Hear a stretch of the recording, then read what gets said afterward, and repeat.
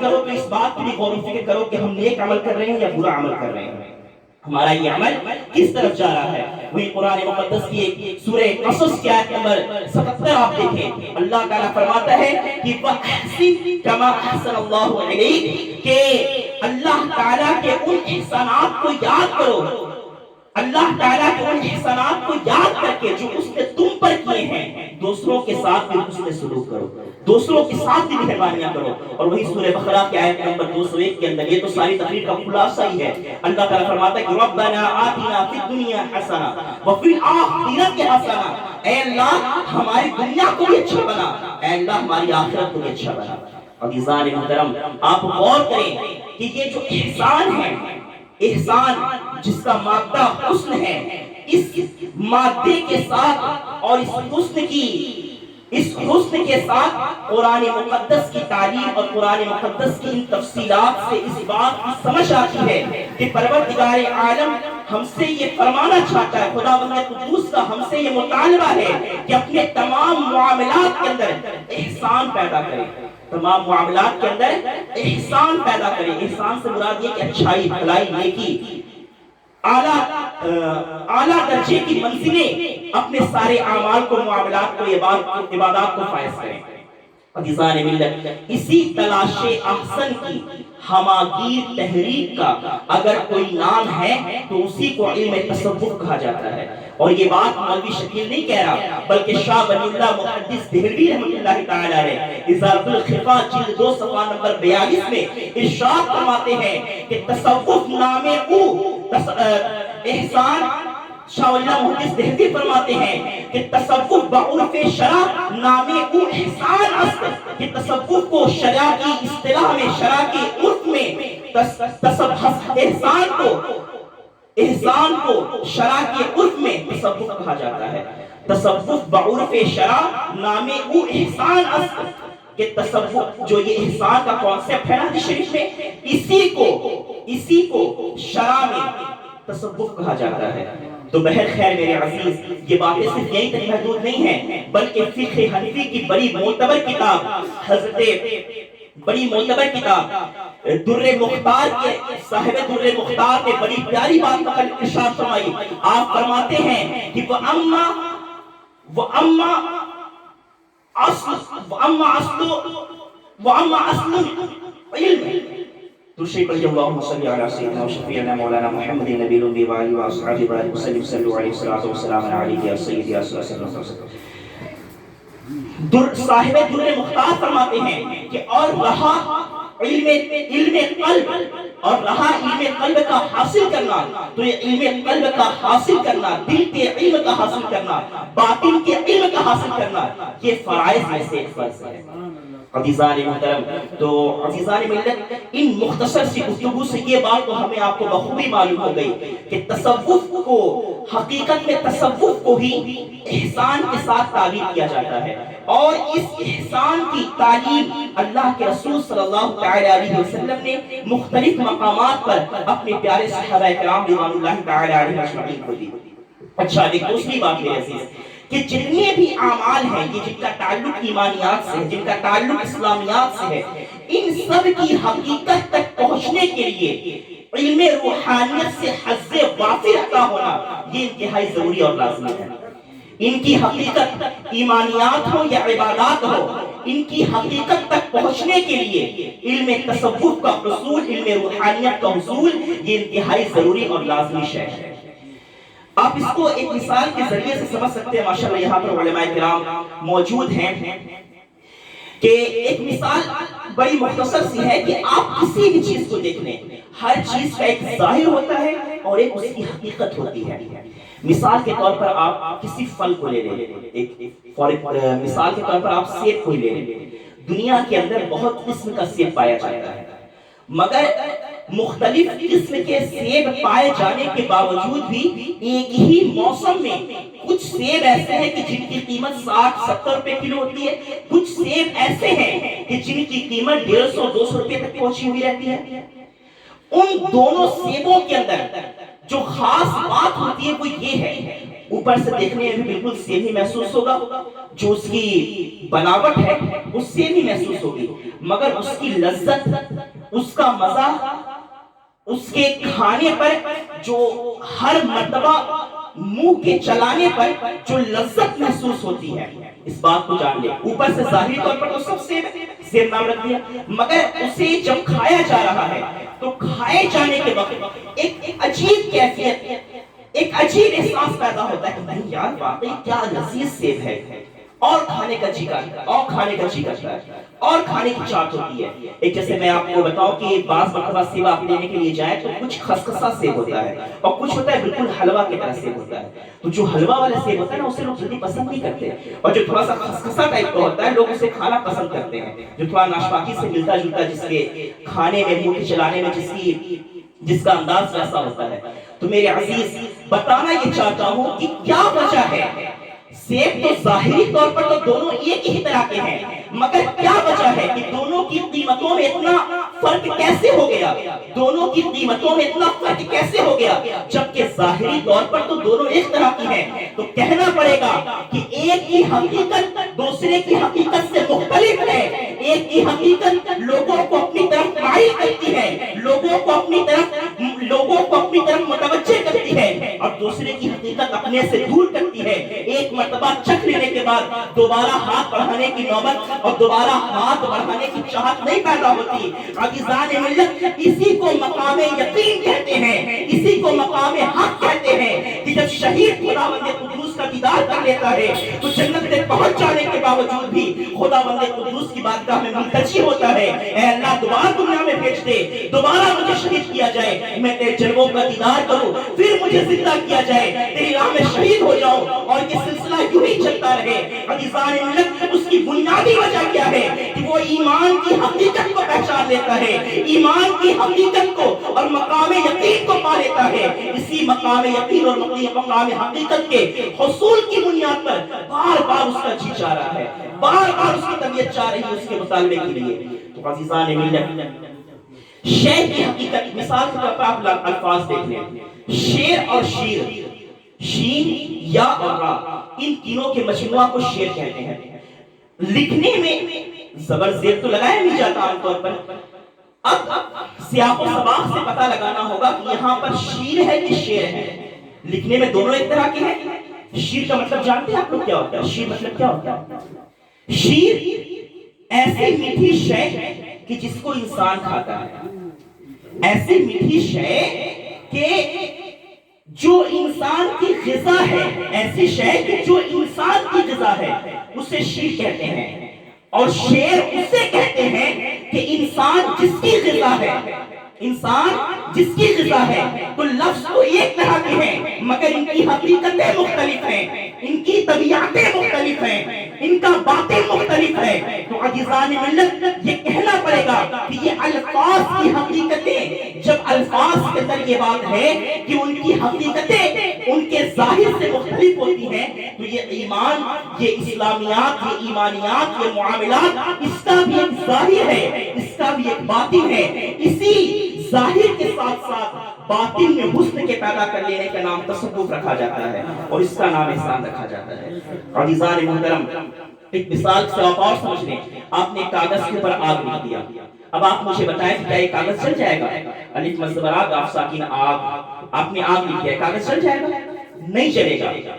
یہ لفظ ہے، اس کی حقیقت کیا ہے؟ آپ ایک انگارہ چھوٹا سا لا کر کے رکھیں، یہ کاغذ سلجھ جائے گا۔ یہ اس آگ کی حقیقت ہے، اس آگ کی حقیقت ہے یہ۔ اسی طور پر آپ پانی لکھتے کاغذ کے اوپر تو کیا یہ پورا کاغذ جو ہے تو بالکل پھیل جائے گا، لکھاوٹ اس کی پھیل جائے گی، یہ گل جائے گا؟ نہیں میرے عزیز، یہ پانی اس لکھ دینا، یہ اس حرف کا ظاہر مطلب ہے، ظاہر معنی ہے۔ باطنی معنی یہ ہے کہ جس کے اندر سلاست ہو، جس میں روانی ہو، جس میں بہاؤ ہو۔ عزیزان ملت، اسی بنیاد پر، اسی مثال سے ہم آپ کی سمجھ سکتے ہیں کہ جب دنیا کے ہر چیز کے اندر ایک ظاہر ہوتا ہے، ایک باطن ہوتا ہے، تو اسلامیات کے اندر، عبادات کے اندر، معاملات کے اندر، ایمانیات کے اندر بھی ایک ظاہر ہے اور ایک باطن ہے۔ اسی باطن کے حصول کی جو تبلیغ ہے اور اسی باطن کے حصول کی جو تعلیم ہے، اسی کا نام علم تصوف، علم احسان، علم روحانیت ہے۔ عزیزان ملت، تو اس بات سے ایک بات قرآن مقدس کی ایک آیت کریمہ سے میں استدلال کرنا چاہتا ہوں۔ اللہ تعالیٰ فرماتا ہے یا ایھا الذین آمنوا آمنوا، اے ایمان والو ایمان لاؤ۔ آپ دیکھیں کہ مطالبہ ایمان کس سے کیا جاتا ہے؟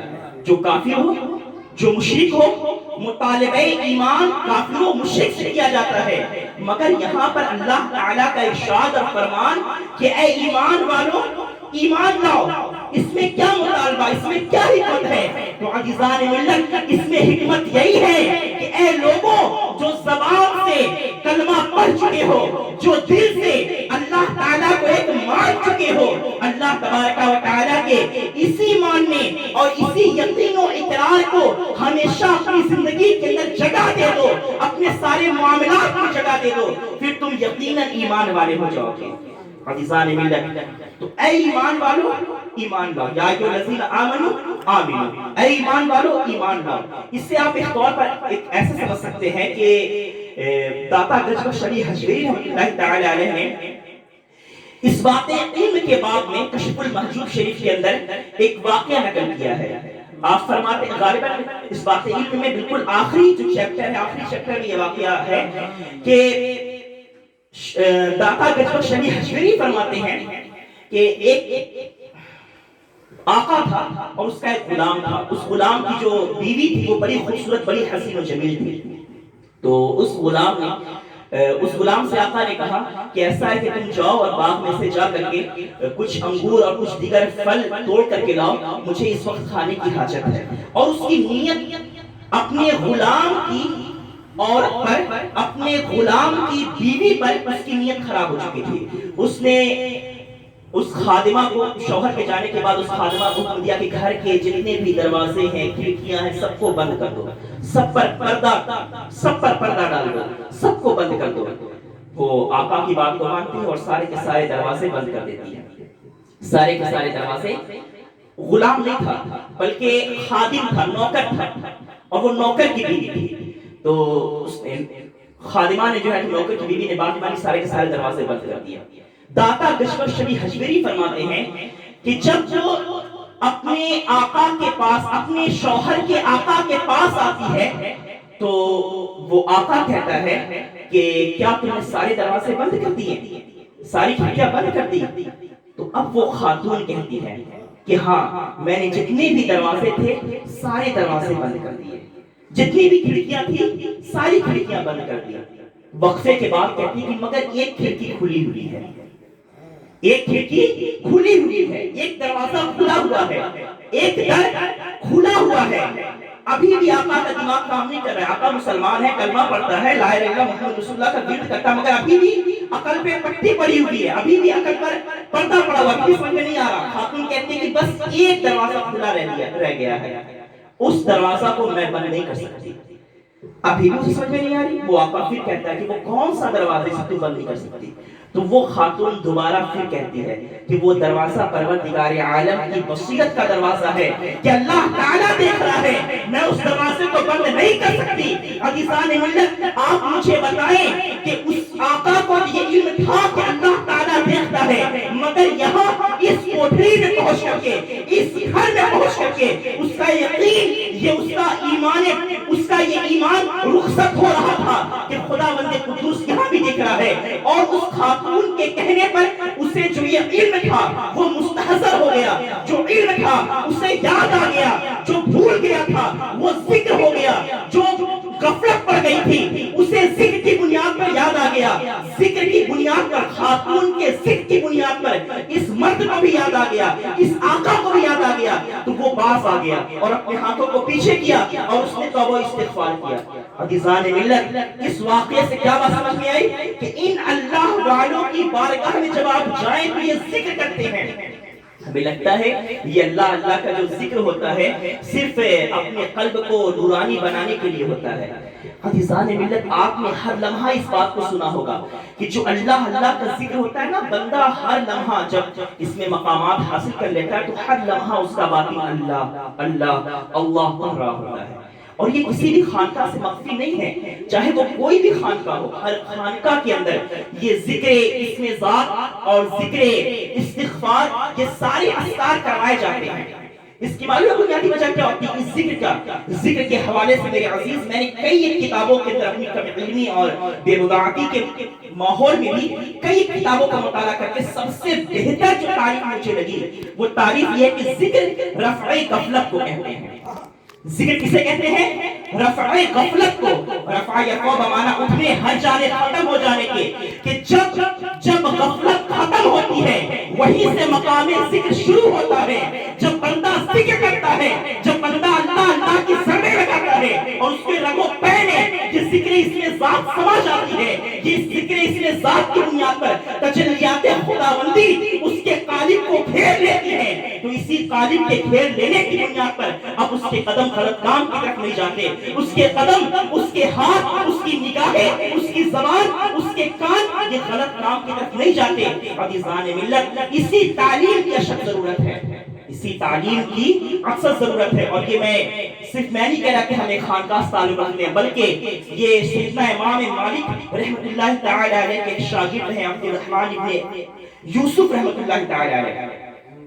آپ نے فرمایا کہ میں نے امام مالک کی بارگاہ میں 20 سال تک ان کی خدمت کی اور ان کی جوتیاں سیدھی کی، 20 سال تک امام مالک کی خدمت میں رہا، اور 20 سال خدمت کرنے کے درمیان میں 18 سال تک صرف ادب سیکھتا رہا۔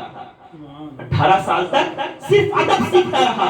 جو باقی کے 2 سال بچے، ان 2 سالوں کے اندر میں نے علم ظاہر سیکھا، ان 2 سالوں کے اندر میں نے علم ظاہر سیکھا۔ مگر وہ عبد الرحمن ابن یوسف فرماتے ہیں کہ مگر 20 سال مکمل ہو جانے کے بعد اب جب اس تبلیغ و ارشاد کے میدان میں آیا ہوں تو مجھے اس بات کا احساس بڑی سختی کے ساتھ، بڑی شدت کے ساتھ ہے کہ کاش وہ 2 سال بھی جو علم ظاہر کے حصول میں خرچ کیے وہ بھی علم ادب کے حصول میں ہی کر دیا ہوتا۔ عزیزان ملت، تو اس بات سے ہم آپ بخوبی واقف ہو جائیں کہ علم ظاہر وہ نفع بخش ہے جو علم باطن کے ساتھ ہو، اور علم باطن یعنی تصوف کا علم اگر فقہ کے بغیر ہو تو یہ بھی نامکمل ہے، زندگیت تک لے کر کے جانے والا ہے۔ اور میرا نہیں بلکہ امام احمد بن حنبل کا قول ہے، آپ نے فرمایا کہ جس نے علم باطن کو حاصل کیا مگر فقہ کا علم حاصل نہیں کیا، دین کی سمجھ پیدا نہیں کی اپنے اندر، تو وہ فاسق ہو گیا۔ اور جس نے تصوف روحانیت تو خوب حاصل کر لی، جب باتیں کرتا ہے تو محسوس یہ ہوتا ہے کہ بس حال آ جائے گا، وجد آ جائے گا، گریبان پاڑ لیں گے، مگر اسے دین کی سمجھ کچھ نہیں ہے۔ تو فرماتے ہیں کہ ایسا علم تمہیں زندگیت تک لے کر کے جائے گا۔ تو عزیزان ملت، علم ظاہر اور علم باطن یہ دونوں بنیادی اور ضروری چیزیں ہیں۔ تو بہر خیر میرے عزیز، درود شریف پڑھیں، اللہم صلی علی سیدنا و شفیعنا مولانا محمد نبی ربی والہ و اصحابہ بارک وسلم، صلو علیہ الصلوۃ والسلام علیک یا سیدی یا رسول اللہ صلی اللہ تعالی علیہ وسلم۔ عزیزان ملت، تو یہ علم تصوف حقیقت میں جو علم احسان کا ہی دوسرا، تعلیم احسان رسول اللہ کی جو ہے اسی کا جو دوسرا نام یہ علم تصوف ہے۔ اس علم تصوف کی جو بنیاد ہے وہ بنیاد خاص طور پر 2 چیزوں پر رکھی گئی ہے، خاص طور پر 2 چیزوں پر، پھر اس کے ذیل میں چند چیزیں اور آتی ہیں۔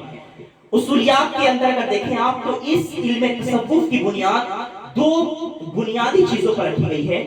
ایک ہے مخلوق کے ساتھ نیکی کرنا، اللہ تعالیٰ کی مخلوق کے ساتھ نیکی کرنا، اور دوسری چیز ہے قرب الہی حاصل کرنا۔ مخلوق کے ساتھ اپنے اعلی اخلاق کو پیش کرنا، تصوف کی ایک بنیاد یہ ہے، اور دوسری عظیم بنیاد کیا ہے کہ قرب الہی کا حصول، کہ اللہ تعالیٰ کا قرب حاصل ہو جائے۔ اب اس قرب الہی کے حصول کے لیے باضابطہ طور پر چند چیزیں درکار ہوتی ہیں۔ پہلی چیز کیا ہے؟ اللہ تعالیٰ کا قرب اس طریقے سے حاصل ہو سکتا ہے جیسے اور جس طریقے پر چل کر کے کسی اور کو حاصل ہوا ہے۔ عزیزان ملت، اگر میں نے جو یہ 2 باتیں آپ کو بیان کی بنیادی طور پر علم تصوف کی آپ کتابیں دیکھیں گے، کتاب العلماء شیخ ابو نصر سراج کی اور شیخ طالب مکی کی قوت القلوب، اور اس طور پر رسالہ قشیریہ عبد الکریم خوازن القشیری کی رسالہ قشیریہ وغیرہ، اس طرح سے بہت ساری صوفی کتابیں جو آپ دیکھیں گے تو الگ الگ باتیں ملیں گی، مگر جو میں نے اپنی یہ دو باتیں پیش کی ہیں کہ علم تصوف کی بنیاد ان دو باتوں کے اوپر ہے، حسن سلوک اور قرب الہی۔ اس کا وہی مقصد ہے کہ مخلوق کے ساتھ حسن سلوک کرنا اور اللہ تعالیٰ کا قرب حاصل کرنا۔ یہ میں نے کہیں اور سے نہیں، قرآن مقدس سے استدلال کرتے ہوئے میں آپ کے سامنے کہہ رہا ہوں کہ خداوند قدوس کی بارگاہ میں نبی مکرم رسول محتشم صلی اللہ علیہ وسلم کے اس خاکدان گیتی پر بھیجنے کے مقاصد کو بیان کرتے ہوئے قرآن نے صاف صاف کہا وَإِنَّكَ لَعَلَىٰ خُلُقٍ عَظِيمٍ، اے نبی اللہ تعالیٰ نے آپ کو اخلاق کے عظیم مرتبے پر فائز کیا، اور خود اللہ کے رسول فرماتے ہیں بُعِثْتُ لِأُتَمِّمَ مَكَارِمَ الْأَخْلَاقِ، کہ مجھے اخلاق کی بلندیوں کو سر کرنے کے لیے اور اخلاق کو اوج ثریا تک پہنچانے کے لیے دنیا میں بھیجا گیا۔ تو عزیزان محترم، اگر یہ اخلاق کی تعلیم آپ کو کہیں سے مل سکتی ہے تو وہ اسی علم تصوف کے میدان میں جب آپ قدم رکھیں گے تو آپ کو اخلاق کی تعلیم ملے گی۔ بہت ساری مثالیں، صرف ایک مثال حضرت زکریا رحمۃ اللہ تعالی علیہ کی ایک بڑی پیاری مثال کہ آپ کی بارگاہ میں آپ کا نفلی روزہ تھا، آپ کی بارگاہ میں ایک غیر مسلم خاتون آئی اور اس نے آنے کے بعد اپنے بچے کی بیماری کی شکایت کی، آپ نے دعا کر دی، وہ صحت یاب ہو گیا بچہ۔ تو دوسرے دن وہ غیر مسلم خاتون دوبارہ آتی ہے، اپنے ساتھ کچھ سامان تحفے کے طور پر بنا کر کے پیش کرتی ہے۔ حضرت زکریا رضی اللہ تعالی عنہ کا روزہ تھا اور انہوں نے اپنے روزہ کو مکمل ہونے سے پہلے افطار کر لیا۔